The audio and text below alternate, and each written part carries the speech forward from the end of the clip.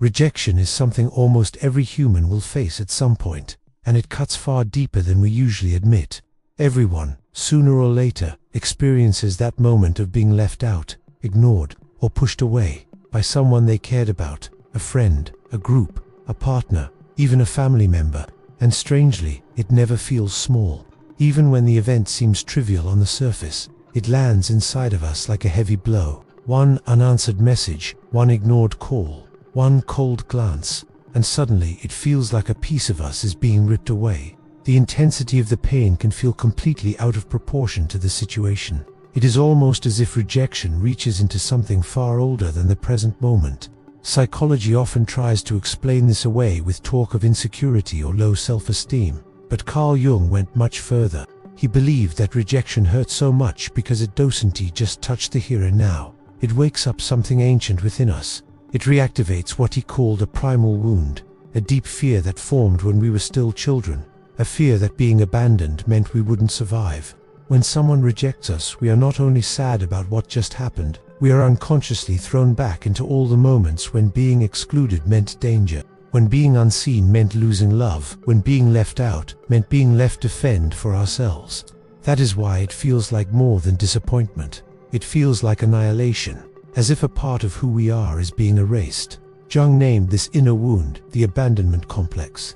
It is not just an idea but a living system inside the unconscious, a network of memories, feelings, and automatic reactions that wait quietly until a trigger comes along to set them off. When it does, it can feel like we've been pulled backward through time into the body of the frightened child we once were. It explains why the emotions that flood us during rejection feel so much bigger than the situation at hand. But Jung noticed something else, something even more unsettling.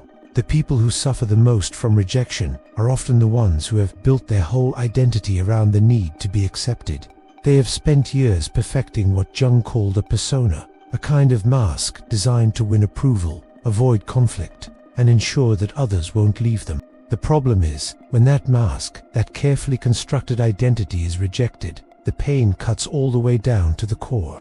Because behind that mask, there was never a fully expressed self, only a performance. And when the performance is rejected, the person feels as though their entire existence has been invalidated. This is why rejection is not just about losing someone or losing a relationship. It is also about being forced to face the parts of ourselves we try to hide. The parts we fear are unworthy. The parts we think are the reason we were left behind. Rejection acts as a mirror, showing us our shadow.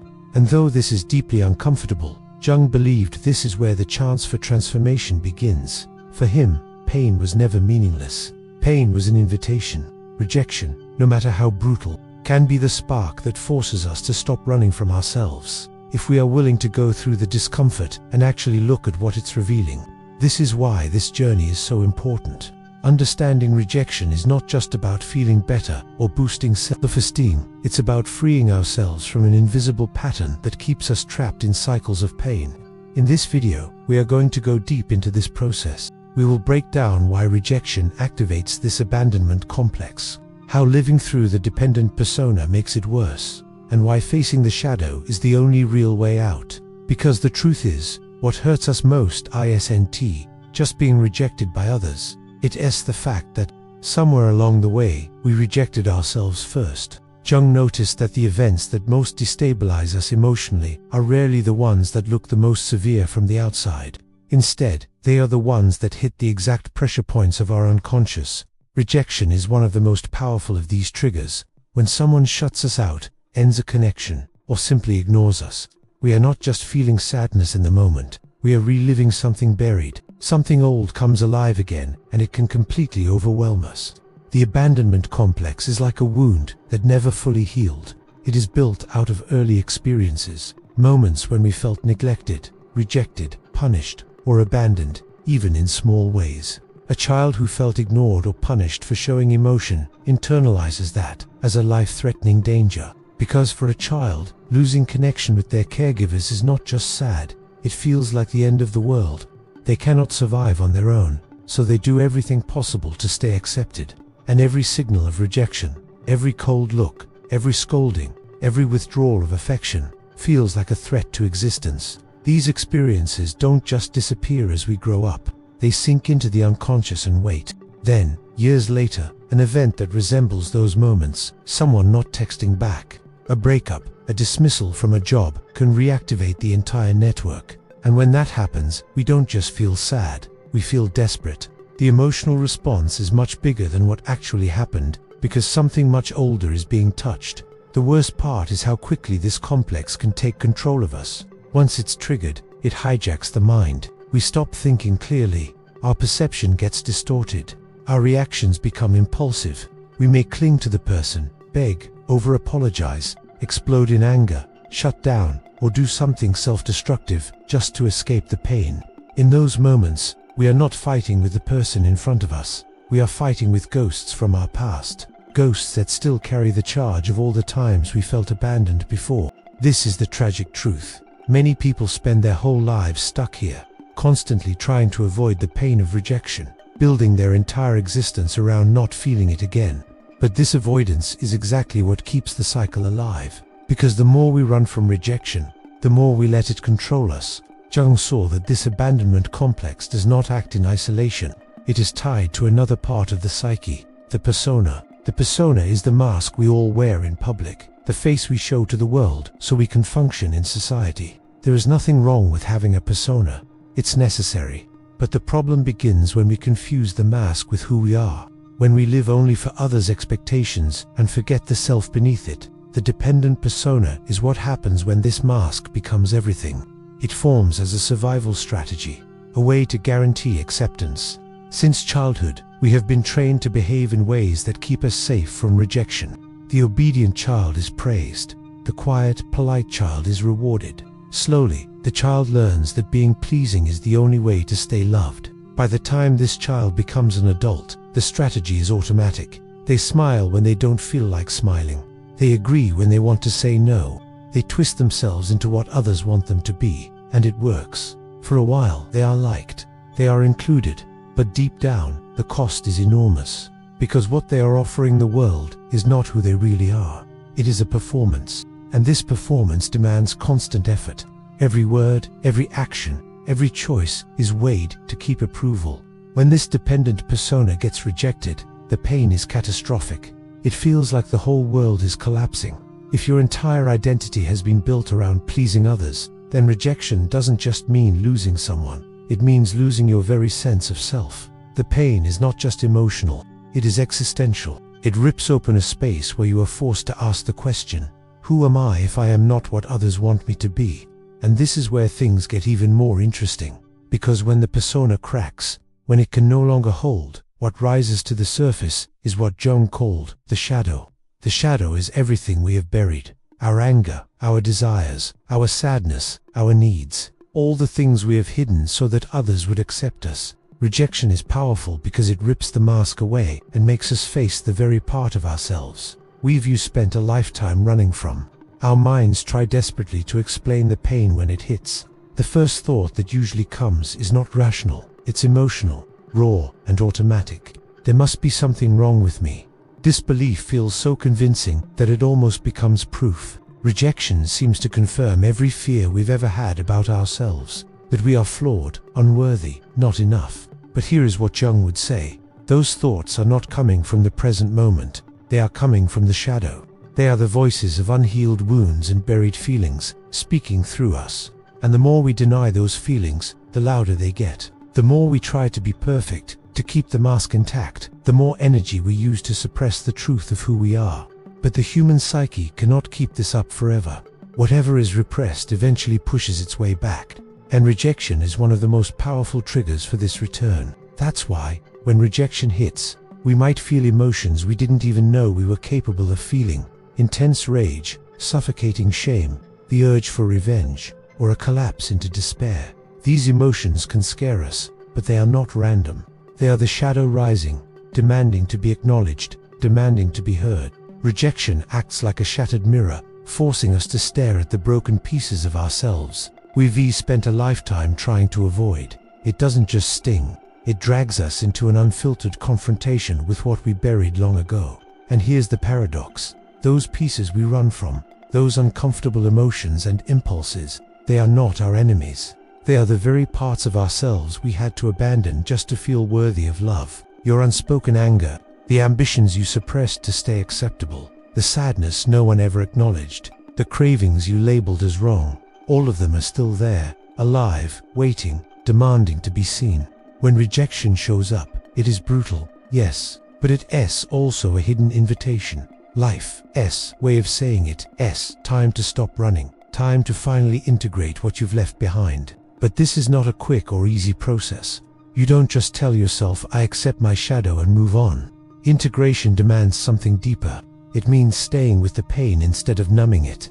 It means letting those long ignored feelings speak and listening to what they have been trying to tell you for years. It means tracing them back to their origin, understanding when, where, and why they were pushed into the dark in the first place. This is emotional excavation work, peeling back layers until you uncover the root of the wound. It's uncomfortable, sometimes terrifying, but also freeing in a way nothing else can be. Because, as Jung said, what you most need will always be found in the place you least want to look. And that is why rejection, as cruel as it feels, can actually open the door to psychological rebirth. The pain you're feeling is the threshold to something new, but crossing that threshold requires more than simply thinking differently. It demands the construction of a completely new foundation for your sense of worth, one that does not depend on anyone's approval, one that cannot be taken from you. Think back to childhood. From the earliest years, we are trained to see acceptance as a kind of currency, a trade we have to win to survive. The child who smiles, obeys, or behaves is rewarded with love and attention. The child who expresses too much anger, sadness, or independence risks punishment, shame, or withdrawal of affection. The conclusion is simple but devastating. If I want to be loved, I must not be too much of myself. I must be what others want me to be. This is the moment a powerful illusion takes root, the belief that our worth depends on external validation. Jung warned about this in his work, The Undiscovered Self. He described how the modern individual has become more and more disconnected from their true nature and reshaped to fit the needs of society. It's not just parents or teachers who push us to conform. It's the entire structure of society, its rules, its institutions, its invisible expectations. From a young age, we are groomed to be productive citizens, consumers, reliable workers, replaceable numbers in an endless system. Fitting in becomes not just desirable, but mandatory. And here is where the trap tightens. Because when acceptance becomes a requirement, we spend our lives chasing it. But no matter how much we get, it never feels like enough. You could be praised 10 times, and then a single criticism will crush you. You could be admired one day and feel completely invisible the next. That is the problem with building your worth on something outside of yourself. It is volatile. It changes with the wind, and it will always keep you vulnerable. Living like this becomes its own prison. The person learns to read the room perfectly, anticipate what others want, shape themselves to be pleasing, agreeable, unthreatening. They silence their true feelings just to avoid conflict or abandonment. And inevitably, one day, they are rejected anyway. They did everything right, and still it wasn't enough. That is why the pain is so devastating. Because it's not just about losing a person, an opportunity, or a relationship. It feels like losing the very identity they built their life around. This is the point where Jung's ideas become life-changing.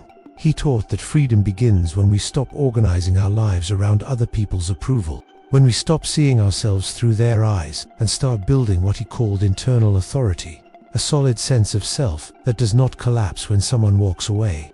But building this internal foundation is not easy. It means breaking the addiction to approval, which is one of the hardest habits to let go of. It means being willing to disappoint people, to say no, to have others misunderstand you or even dislike you. It means daring to find out who you are when no one is watching, when there is no applause, no reward, no external validation keeping you going. This is the heart of the individuation process, which Jung saw as the central task of human life. It is not about becoming perfect, or universally liked, or endlessly confident. It is about becoming whole. It is about bringing together all the parts of yourself, the acceptable ones and the rejected ones, until you no longer feel split in two. And here is where rejection does something extraordinary. It forces you into this process whether you are ready or not. When the social mask you've built to survive falls apart, you are suddenly face to face with the shadow you've been hiding. It is terrifying, but it is also the opportunity of a lifetime. Jung believed that every major emotional collapse carries a chance to rebuild from a place of truth. When you are rejected and your ego structure crumbles, that is your chance to create something that is no longer a performance, no longer a mask. It is the chance to build a self that cannot be destroyed when others disapprove. Developing internal authority means looking in the mirror and saying, "Even if no one chooses me, I will not abandon myself. Even if I am ignored, I will not erase myself. Even if I am rejected, I will still stay on my own side." This is not something you achieve by chanting affirmations or repeating motivational slogans. It is something you grow into by walking through the pain, by staying with it until you can see clearly what it was trying to teach you. And this is where the deepest freedom begins. Because when you stop begging for validation, rejection no longer has the power to destroy you. You still feel pain, yes, but it doesn't hijack your sense of worth. It doesn't define who you are. There is something solid inside you that remains, no matter what happens outside. What's even more fascinating is what happens next. When you reach this state of inner solidity, the entire way you move through life changes. People can feel it. They sense that you are no longer negotiating your worth. Your presence becomes magnetic because it is real, not desperate, not performative. You begin to attract people and opportunities that are more aligned with who you truly are. Ironically, when you become less afraid of rejection, you start to experience less of it. But there is still one final step on this path, and it is the hardest one. Individuation is not just about breaking free from the need for approval. It is about integrating the shadow completely. Until you do that, you will always remain somewhat divided, somewhat at war with yourself. Integrating the shadow does not mean acting out every dark impulse or indulging every emotion. It means facing them honestly and owning them as part of you. The anger you were told was bad may actually hold the energy you need to set boundaries. The ambition you repressed may be pointing to your true calling. The desires you felt ashamed of may contain information about what you really value. The jealousy you judged in yourself may be showing you where you want to grow. Everything you have judged most harshly in others is often a reflection of what you have not accepted in yourself. Jung said that enlightenment does not come from imagining light, but from making the darkness conscious, bringing it into present awareness so it stops controlling you from the shadows. When you do this, rejection no longer has the power to confirm your worst fears about yourself. You already know your flaws, you already know your contradictions, and you have made peace with them. That is what makes you unshakable. Not because you are perfect, but because you have chosen to stay with yourself, even when it hurts. This is the turning point, the place where pain transforms into strength. Life no longer feels like a constant performance. You no longer feel the need to chase acceptance or run from rejection. You simply stand where you are, whole and present. Others may still leave, people may still misunderstand you, but none of that can break you anymore. Rejection, in the end, was never the enemy. It was the messenger. It was the wake-up call telling you it was time to stop abandoning yourself, time to stop hiding, time to finally return to your own side. So the question becomes, which part of yourself have you been running from? Which piece of your shadow is waiting for you to notice it, to bring it back home? When you stop fearing the answer, everything begins to change.